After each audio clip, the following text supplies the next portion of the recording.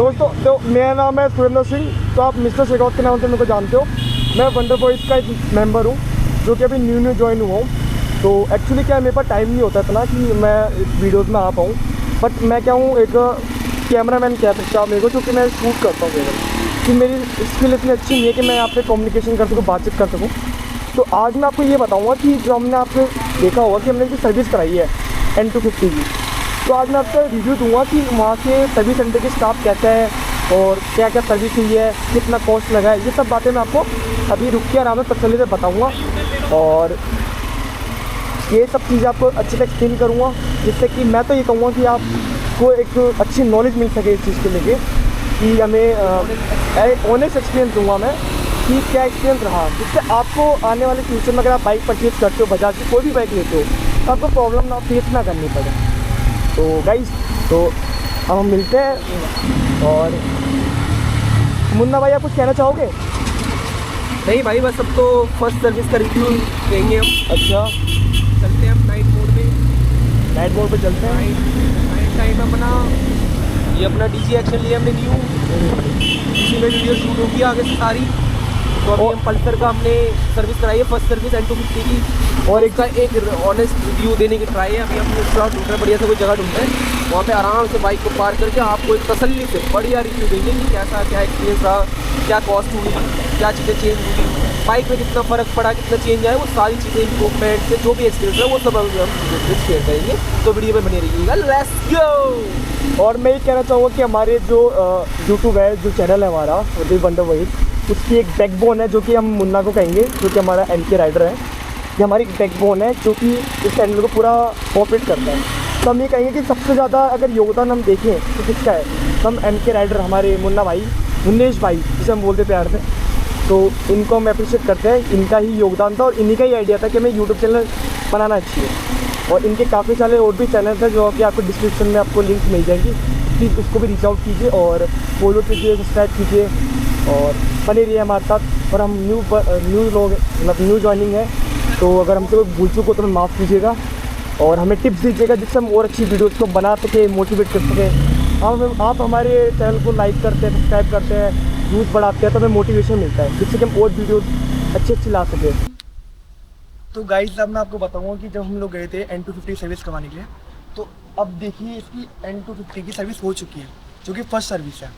तो मैं इसके बारे में आपको बताऊँगा कि सर्विस में क्या क्या चीज़ें हुई है और क्या क्या हमने प्रॉब्लम को फेस किया है, वहाँ के स्टाफ का बिहेवियर कैसा है, कॉस्ट क्या पड़ा है, ये सब चीज़ें मैं आपको अच्छे से एक्सप्लेन करता हूँ। सबसे पहली बात मैं बताना चाहूँगा कि इसमें मैंने क्या क्या सर्विस में क्या क्या चीज़ें हुई है।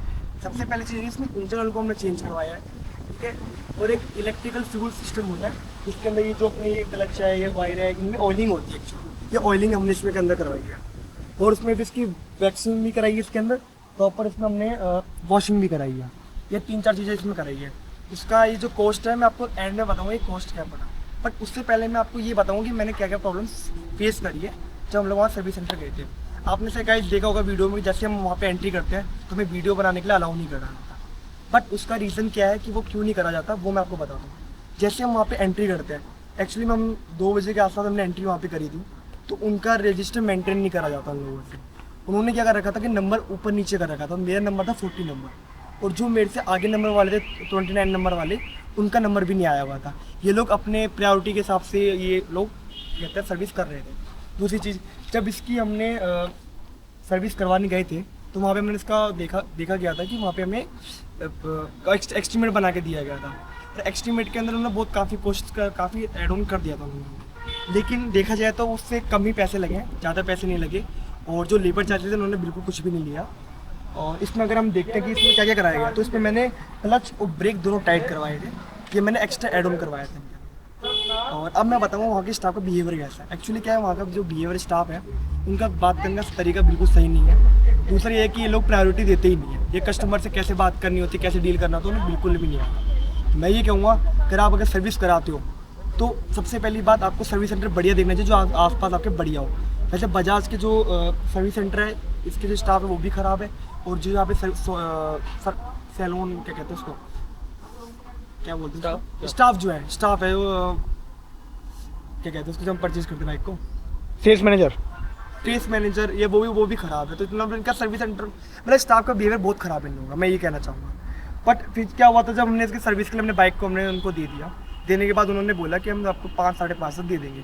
बट उनका कॉल आता है हमारे पास 6 बजे के आसपास, और 6 बजे होता है वर्कशॉप बंद। जैसे हम वहाँ पे जाते हैं, हमें 6:05 हो गया था। उन्होंने बोला कि हमारे यहाँ पे सब स्टाफ चला गया है, कैशियर जा चुका है, ये सब जा चुका है, तो उन्होंने हमें बाइक नहीं दी। बट हमने क्या करा, हम जैसे सुबह में मॉर्निंग में गया 9 बजे, देखता हूँ कि कैशियर वहाँ पे आया ही नहीं, वो आते 10-10 बजे। बट मेरी मैनेजर से थोड़ी बातचीत हुई, तो मैनेजर ने भी बोला कि मैं 6:30 तक था, 7 बजे तक, बट वो सब फेक बातें थी, वो एक्चुअली थे ही नहीं। बट जब मेरी बहस करने के बाद उन्होंने जब जाके एंड में उन्होंने मेरे को रिसीव दिए। अब मैं बताऊँगा उसे कॉस्ट कितना लगा। कहते इससे कोर्स बताने से पहले वो क्या क्या हुआ था इसमें, ऑयलिंग वगैरह क्या चेंज हुई है? इंजन ऑयल इन्होंने चेंज किया है, इन्होंने ब्रेक और क्लच को टाइट किया है। हाँ। और इसमें एक इलेक्ट्रिकल फ्यूल सिस्टम आता है। हाँ। उसमें ये जैसे ये वायरिंग होती है, क्लच होते हैं, बटन्स होते हैं, हाँ। या जो ये मतलब अपना चेन लुब्रिकेंट, चेन ब्रेक, हाँ, इनमें वो ऑयलिंग करते हैं। ठीक है। और वैक्स कराया इसमें, वैक्सिंग करिए, मतलब वैक्स कराया इसमें, और वॉशिंग करिए, जिससे कि बाइक का आप देख सकते हो कि अभी शाइनिंग आ रही होगी इसमें। हाँ। और मैं बताऊँगा गाइस, इसका कॉस्ट मुझे ज़्यादा नहीं पड़ा, इसका 983 रुपीज़ पड़ा, ओनली 983 रुपीज़। 983 रुपीज़ 983 रुपीज़ पहली जो कि सर्विस। फर्स्ट सर्विस थी। हाँ। और जो दूसरी सर्विस है, इसमें इन्होंने कंडीशन ये रखी है कि 240 डेज होने चाहिए, या तो 4,500 किलोमीटर चली होनी चाहिए, जब जाके सेकंड सर्विस होती है। बस मेरा आज के लिए रिव्यू मैं इतना ही दूंगा, इसके अलावा तो टोटल ओवर आपका एक्सपीरियंस ऑल गुड था, बस स्टाफ थोड़े अच्छे नहीं थे? स्टाफ अच्छे नहीं। तो दूसरी चीज़ मैं ये और ऐड ऑन करना चाहूँगा कि मैंने जब सर्विस कराई है ना, हाँ। उसके बाइक बहुत स्मूथ चल रही है, नो डाउट बढ़िया चल रही है बाइक, Okay. चलाने में मज़ा आ रहा है। तो बाइक में आपको चेंजेस दिखे? हाँ, बाइक में मेरे को ऑफ कोर्स चेंजेस देखे। हाँ, मैं गाइस एक चीज़ और बताना चाहूँगा, मैंने जब रिव्यू दिया था उसमें मैंने आपको कुछ चीज़ें जो मैं बताना भूल गया था। एक्चुअली इसके अंदर ब्लूटूथ सिस्टम भी है, तो इसमें मैंने BT कनेक्ट कर सकते हो, इसमें आप मतलब नेविगेशन कर सकते हो, कितने आप कॉल ऑपरेट कर सकते हो, काफ़ी चीज़ें ऐड ऑन कर सकते हो। और इसकी मॉडिफिकेशन वीडियो भी आएगी, जो कि मुझे पता है कि काफ़ी लोग छपरी जैसी बाइक को मॉडिफाइड कराते हैं, मेरा ऐसा कोई इंटेंशन नहीं है। एक्चुअली मैं इस वक्त PPF करवाऊँगा, और एक और चीज़ कराऊंगा जो कि आपको बाद में पता चलेगी सेकंड वीडियो में। तब तक के लिए बनी रहिए। तो have a nice day, tata bye bye, खुदा हाफिज़। तो गाइस, ये हमारा पल्सर N250 का फर्स्ट सर्विस रिव्यू था। गाइस, और ये मेरे जो फ्रेंड है, ये और मैं हम साथ में थे, सर्विस करवाने गए थे। अभी कुछ बोलना चाहेंगे तो आप? गाइस, वीडियो बन चुकी है, हमने अपनी पूरी कोशिश की आपको एक ऑनेस्ट एक्सपीरियंस शेयर करने की बाइक के साथ। तो if you ask me personally, मुझे भी कुछ खास लगा नहीं, बाइक की सर्विस सेंटर का कोई एक्सपीरियंस रहा नहीं, किसी को कुछ पता नहीं क्या कुछ चल रहा है, क्या बात चल रही है। यहाँ तक कि और भी दूसरे स्टाफ कस्टमर्स भी आए थे, वो भी भड़के हुए थे, वो 10:30 बजे आए हुए, 2.5-3 घंटे हो गए, उनका नंबर नहीं आया। तो ये सब चीज़ें हैं जो मुझे ऑनेस्टली सही नहीं लगा यार। बजाज पल्सर का नाम है, बाइक्स में देखो कोई कमी, मैं हमेशा एक ही चीज़ कहूँगा, बाइक में या ब्रांड में कमी नहीं होती, चाहे कोई भी बाइक लो आप। ये जो लोकल मैनेजमेंट में होती है, मैनेजमेंट में होती है, और ये जो लोकल स्टाफ होता है ना, यही इमेज खराब करते हैं ब्रांड की। और गाइस एक चीज़ और ऐड करना चाहूँगा, जब मैंने कहा था ना आपको जैकेट मिलने वाली, एक्चुअली में गाइस क्या हुआ कि जैकेट अभी तक आई ही नहीं है इनके पास। हाँ, इनका एक तो जैकेट का भी इशू है। मैं गया था इनके साथ, जैकेट SBI बैंक बन गए, डिले पे डिले करे जा रहे हैं। SBI बैंक बन गए, लंच के बाद आना। तो वही चीज़ें, इनको आप ये जैकेट मिलनी थी सोचिए- इस बाइक के साथ, ना इनको जैकेट मिलनी थी।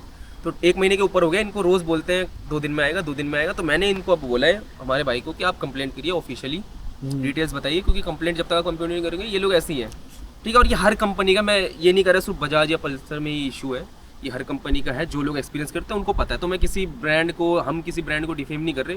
Pulsar is one of the best brand, सबको पता है, मुझे बोलने की ज़रूरत नहीं है, ठीक है।